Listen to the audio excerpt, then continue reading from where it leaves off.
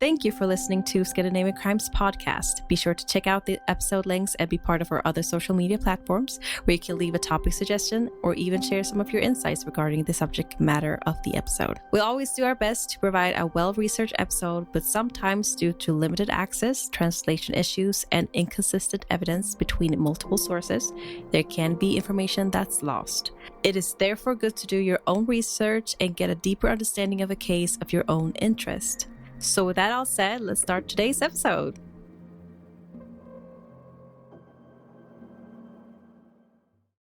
Welcome to Scandinavian Crimes. My name is Devante, and say hello to my lovely co-host, Delila. Hi.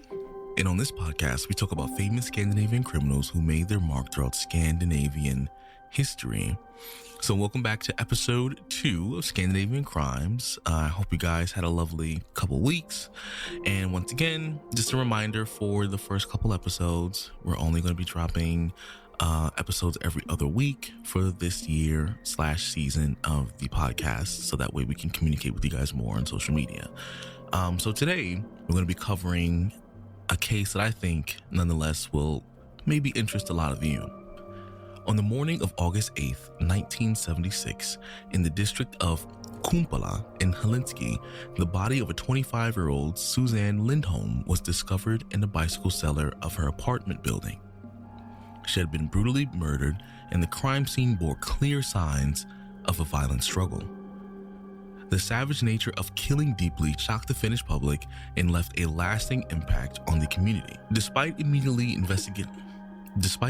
investigative efforts, the case would remain unsolved, gradually becoming one of Helsinki's most disturbing murder mysteries. But as usual, you know what I'm about to say. Grab your tea, grab your snacks. If you're on your way to work, tuck yourself into a nice little corner on the bus or the train, put in your earphones nice and tight, because this is the story of Susanne Lindholm's murder.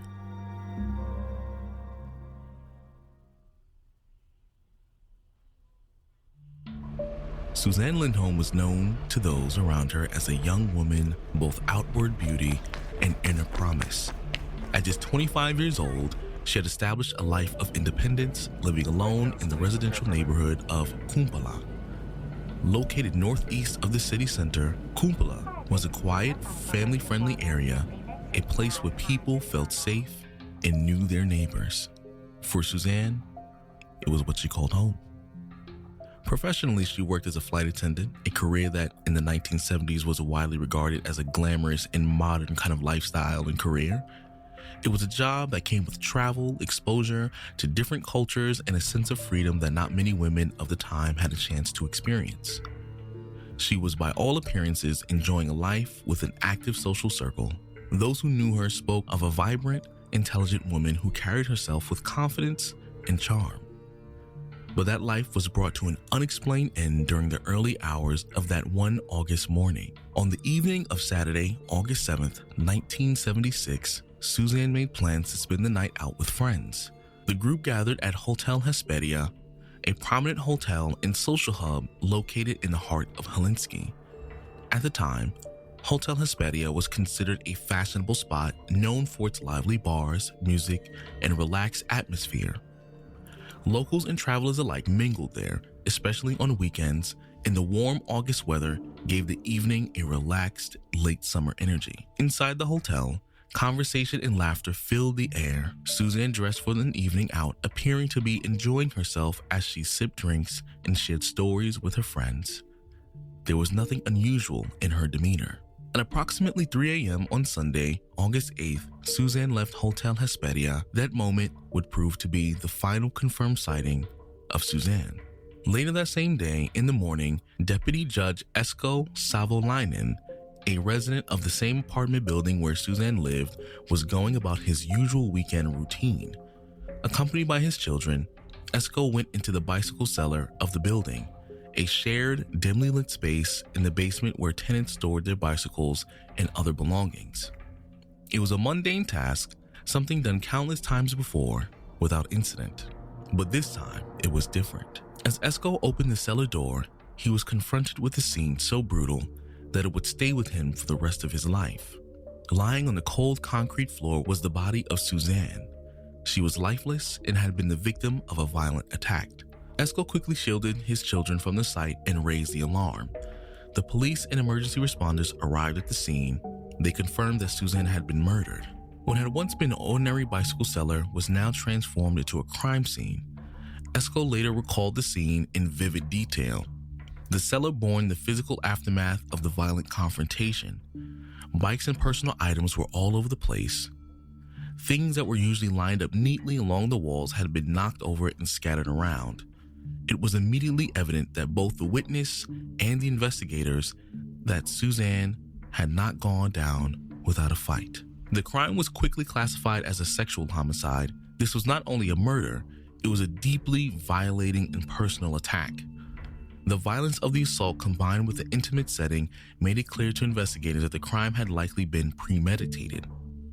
The killer had taken a considerable risk by committing such an act within a shared residential space, one that other tenants, including children, accessed regularly. In 1976, however, the tools available to Finnish law enforcement were extremely limited. Forensic science had not reached a technological sophistication we now take for granted.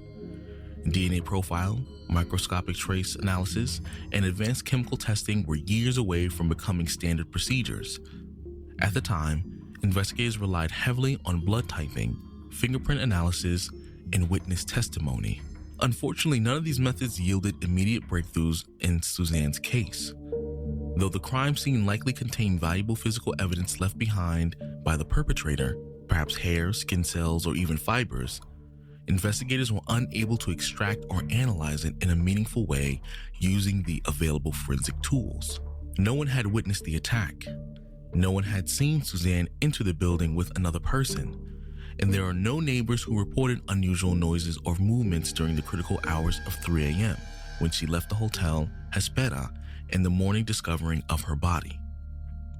The building had remained, as far as anyone can tell, quiet throughout the night. The lack of information created one of the toughest hurdles in the case, figuring out the timeline. Hotel Hespera was located roughly 4 kilometers from Susanne's residence. How she traveled from the location to her home has never been confirmed. Did she walk the entire distance on foot? It would have taken nearly an hour, long enough for her to be vulnerable, especially in the early mornings. Or did someone offer her a ride? If so, was it someone she knew and trusted, or a stranger who took advantage of an opportunity? Despite the repeated public appeals, police were never able to establish what happened during the critical gap in time. No one came forward to report having seen her walking that route. No cab drivers, friends, or passerby recalled offering her a ride. It is within this window of time that the investigators believe Susanne encountered her killer. Whether it happened during the walk, or her doorstep, or inside the building itself is still unknown. The Helsinki police, and more specifically the city's homicide squad, immediately launched a full-scale investigation into Susanne's murder. The case was handled with urgency, led by experienced officers including Chief Crime Inspector Juha Rotahamo. From the outset, investigators explored several theories and potential leads. Dozens of interviews were conducted. The backgrounds of known offenders in the area were re-examined, but none of the initial efforts brought the police closer to identifying the killer. The gap in Susanne's timeline proved to be a recurring obstacle. Without information about how she got home or whom she may have encountered, police were left to speculate on possible scenarios. Even as weeks turned into months, the investigation remained active. New names came under scrutiny. Some individuals were considered person of interest based on their criminal histories, geographic proximity to the scene, or general behavior. But despite extensive efforts, no suspect was ever charged. Over the years, investigators have explored multiple theories to uncover the truth behind Susanne's murder. The deeply violent and sexually motivated nature of the crime led police early on to consider that the perpetrator might be a known sexual offender, someone with a history of predatory behavior who either lived in or had access to the Kumpula area during the summer of 1976. The theory guided much of the initial investigative work. Police compiled lists of individuals with prior convictions for sexual assault, rape, or violent behavior toward women. They focused particularly on those whose addresses or places of employment placed them near Susanne's apartment building. Several men fit this profile, including one individual who stood out, a local resident with a documented pattern of violence against women. He lived within walking distance of the crime scene and had a criminal history that aligned with the nature of the attack and appeared, at least initially, to be a promising suspect. However, after extensive questioning, background checks, and efforts to corroborate timelines, this individual, along with others similarly profiled, was eventually ruled out. Some had verifiable alibis. Others, despite their troubling records, lacked any concrete connection to Susanne or the location of the crime. The sense of hope that these early leads might yield a breakthrough gradually faded, replaced by growing uncertainty. Another theory centers around the possibility that Susanne encountered her killer on the journey home from the hotel. One possibility is that Susanne may have accepted a ride from someone, perhaps someone she knew casually or a stranger who appeared trustworthy. In the 1970s, hitchhiking and casual ride offers were not uncommon, especially late at night when public transit options were limited. If this occurred, it's possible that her killer first might contact her during this journey. Whether through coercion or manipulation or force, the suspect may have gained access to her building and followed her inside. Alternatively, some investigators have considered the possibility that Susanne was followed discreetly, perhaps from the hotel itself or somewhere along her route. The entrance to her apartment building was not secured with modern surveillance or locked access doors as it would be typically today. If someone had been trailing her, they might have simply waited for the right moment to strike once she entered the building alone. Once inside, what happened in the bicycle cellar remains speculative, but the evidence paints a partial picture. The scene showed clear signs of a struggle. These disturbances suggested Susanne resisted her attacker. She likely fought back, physically trying to escape or defend herself. Investigators believe that she may have been surprised or ambushed. Given the confined and somewhat isolated nature of the cellar, it's possible the killer planned to exploit that space, knowing it was rarely visited at that hour. Despite these clues, the precise sequence of events, how Susanne ended up in the cellar, how the confrontation unfolded, and whether the attacker lived in the building or entered from outside has never been confirmed. The absence of eyewitnesses, lack of physical evidence capable of identifying the perpetrator, and forensic limitations of the time have kept this vital piece of the puzzle unsolved. Years later, the case was brought back into the public eye through a televised feature by Crime TV. The program revisited the known facts, retraced the timeline, and presented interviews with individuals connected to the case. The broadcast sparked a surge in public interest, and with it, new tips. Some of these tips named individuals who had never been associated with the case before. These people were thoroughly investigated, but all were ultimately cleared of involvement. Other tips revisited known individuals, including one man with a criminal background involving rape and violence against women. This man had lived in Kumpula district at the time of the murder and on the surface seemed as a possible suspect. However, investigators had cleared him in the original 1976 inquiry. Upon re-examination, nothing new was uncovered and he was once again dismissed as a suspect. Despite the passing decades, the murder of Susanne has never disappeared from the public consciousness. It has remained an open, painful chapter in Finland's modern criminal history, one frequently referenced in discussions of cold cases and unsolved crimes. At the time, Helsinki was not accustomed to such acts of violence, especially not in residential neighborhoods. The fact that a murder had occurred in a communal part of the building, just steps from the homes of dozens of residents, deeply unsettled the neighborhood. This was not a remote or hidden location. It was a place that children played, near where their families came and went daily without a second thought. Susanne's murder violated not only her safety, but also the communal trust and sense of normalcy around that life in the city. Families who had once allowed their children to play freely in courtyards now locked their doors more tightly. Neighbors who had once exchanged friendly nods in the stairwell began to look at one another with suspicion. The atmosphere in Kumpula changed in an instant, and the wound has never fully healed. Though Finland has since seen advances in forensic science, no new physical evidence has emerged that could definitively link any individual to the crime. The evidence that was collected in 1976 has been preserved, but given the limitations of the original investigation, especially the lack of DNA testing or secure trace evidence protocols, investigators remain unsure whether those materials could ever give a breakthrough. Still, the search for the truth has never truly stopped. For Susanne's family, for the investigators who refuse to give up, and for the public that still remembers that hope endures, that one day someone will come forward with the missing piece, or the technology will finally reveal what has remained hidden for so long. Until that day arrives, the case of Susanne Lindholm remains officially unsolved.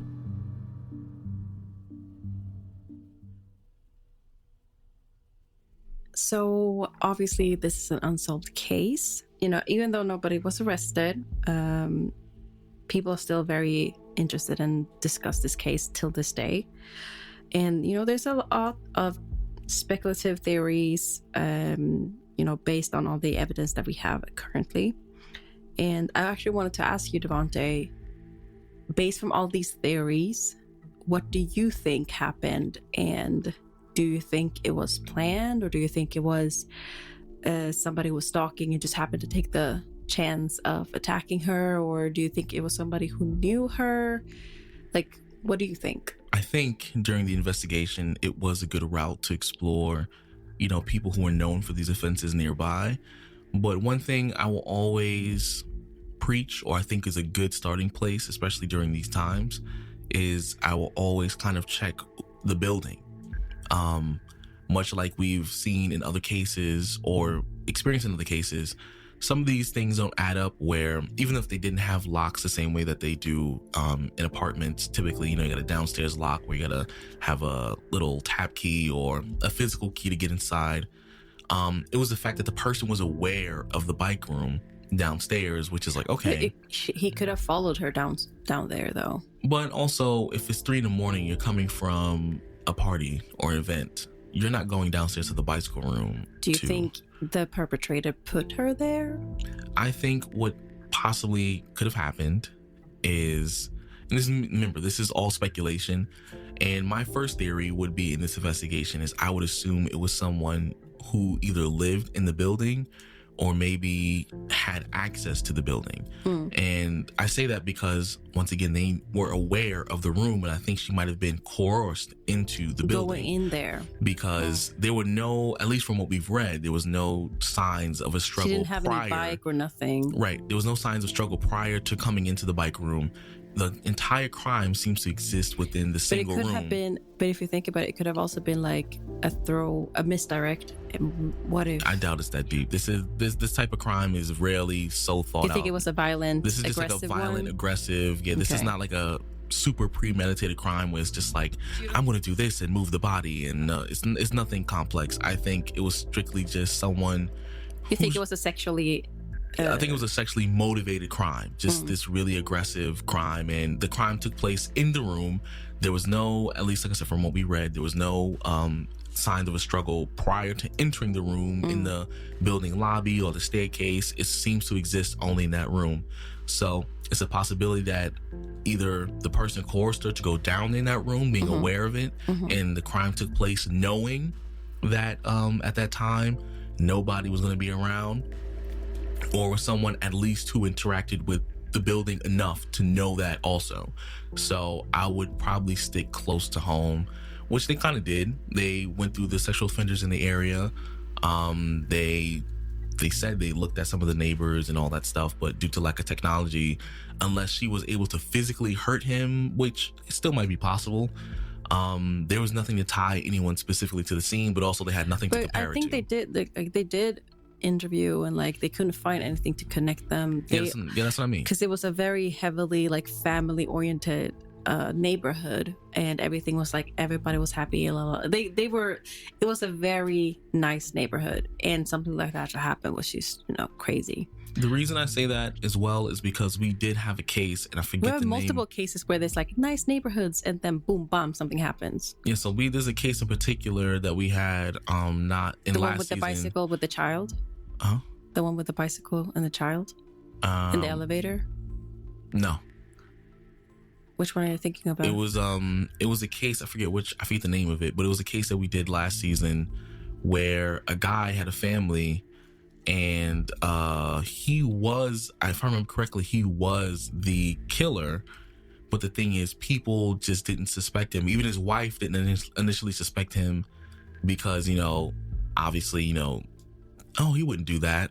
But then I forgot there was something that caused the wife to suspect him that... Oh, the murder of the Connies. I think so. Because I think it was that he one. was attacking, and he was like going up and down with his mental health. And then he started attacking like girls that were named Connie. Yeah, like, so it reminded me of that simply because if I remember correctly, there was a detail in the case where some people didn't suspect him off rip, or he was suspected, and then they didn't have anything to tie him to the scene, and also simply because he was married.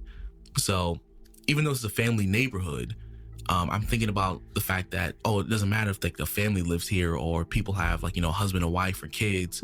Oftentimes, a lot of killers can actually have full-blown families, and they can do something like this sexually violent crime, and then go about their day. And then oftentimes it won't be, in the Connie case, the wife was the saving grace for the case. And there was also witnesses that saw, like in this case, unfortunately, there was nobody who saw nothing. We didn't even know if there was a person who followed her. Yeah, so basically what I'm saying is like, in this case, it's because they don't have anything else. They have nothing. And in that case, they just so happen to see someone who looked kind of like him, but I think he was initially suspected, and they let him off the first time. And then later on, they caught on to him because the wife ended up having, oh no, I think it's him. So I guess I'm just saying all this to say, even though this was a family neighborhood, this was a safe area, so to speak, it's entirely possible someone could have been her neighbor.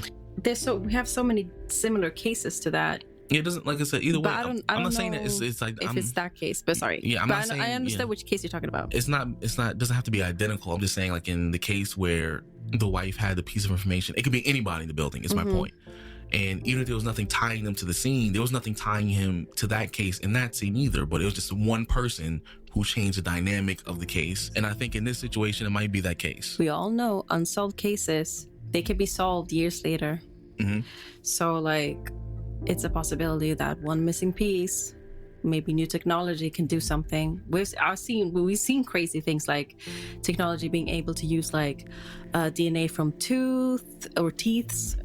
I don't know. That's the way I said it was weird. Either way, they be able to extract information from the smallest samples and be able to find because sometimes most of the perpetrators are able to, like, they redo the crimes over and over again, even if they spend it out throughout years later or whatever. And maybe they'd be able to put them in the DNA registry, and boom, you're caught. It's also entirely possible that the person responsible, either one or two things, could have died, or they could have been caught for another crime, but they have not been tied to this crime because they didn't leave enough evidence to be caught for this crime.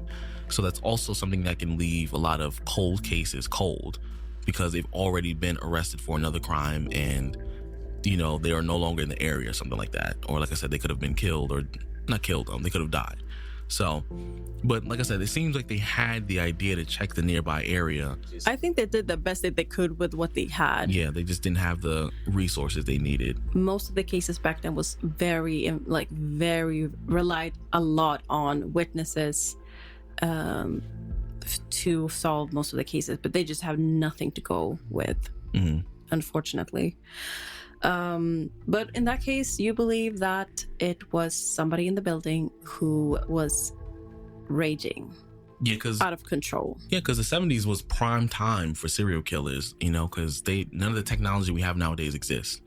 So, and every time we've covered a case similar to this or in the ballpark of this, it's always someone who's close by. Never fails that it was a neighbor or someone who lived next door or across the street. I would have been surprised if it was a stalker. I mean, yeah, but there was no indication that she had a stalker because, I'm pretty sure someone would have noticed as a stalker. It's not like this would be the first time you saw her and then, I'm going to do it right now. There's usually a build up to it. I usually feel like there's at least a trail, either because also she traveled a lot. So there's no guarantee what her schedule was unless that person knew her. And personally, even then, yeah, that's true. And then even then, other flight attendants who she flies with, who she goes to the events with, and spend time with, they would at least have some indication of, oh, maybe someone was following her. She would have mentioned it to somebody if something would have caught her attention. But I think one thing maybe I would have tried to make an effort in doing, which maybe never crossed their mind, is I would have went back to the hotel and found as many routes possible to her home, and also found which routes were the shortest, because most of the time people try to take the shortest route to go home. So I would have done that. And even if they speculated, oh, did she walk? Maybe dogs too. Yeah, and that's maybe they only take dogs when they're like trying to find missing people. But that's what I mean, though. Like, they could have found dogs, so something could have led you to a piece of evidence, something that was a little off, you know. So that's what I mean. Like, find the route, then take the dogs, because let's say, for example, the hotel to her home, let's say there's only 2 routes. Well, which one's the shortest? Okay, which one's the shortest walking? Then start from there and see if you can find something, because they did speculate as well that time that they were missing from her leaving the hotel to her house was a big part that they were missing.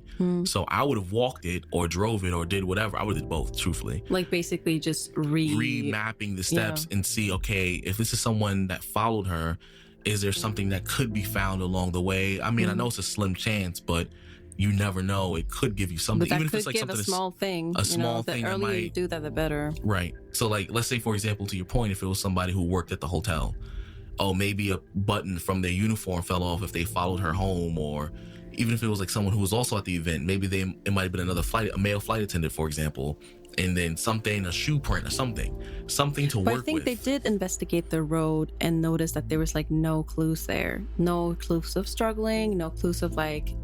So maybe they did do that, or maybe you were specifically talking about finding like shortcuts and stuff like that. Yeah, I'm just trying to find the shortest route, which would likely, most likely she would have taken, and see if, that made a difference. I don't know how detailed they were. Maybe they just took the most common main road. That's what I'm assuming as well. And also wasn't, in the reading, it wasn't mentioned specifically, but I'm assuming they just took the most common route, especially if they were driving. They probably just drove there, but not.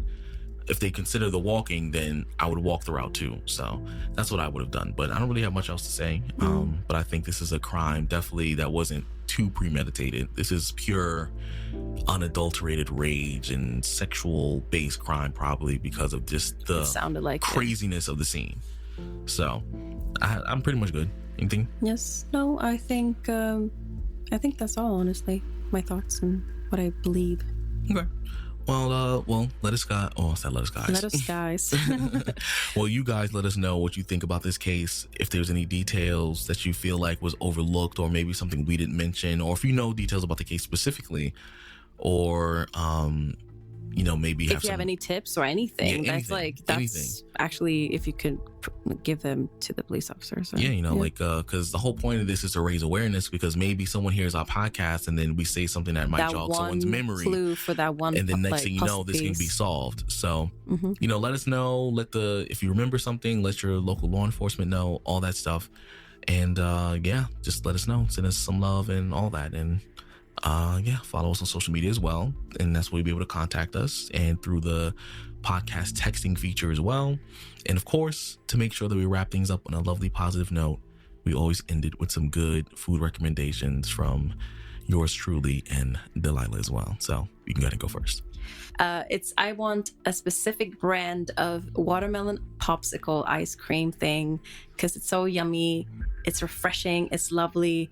And then I want ribs with mac and cheese. I'm so dead. You have mac and cheese. We do. When we make ribs? It's okay. I mean, if you want to, but it's not I'm thinking of, it's because of you yesterday, some pizza. Oh no, don't remind me. Yes. I had the worst craving yesterday. But either way, let us guys know. Let us know what you guys think, and we shall see you in the next episode. Love y'all. Stay safe, and we'll holler at you next time. Yes. Bye. Peace out.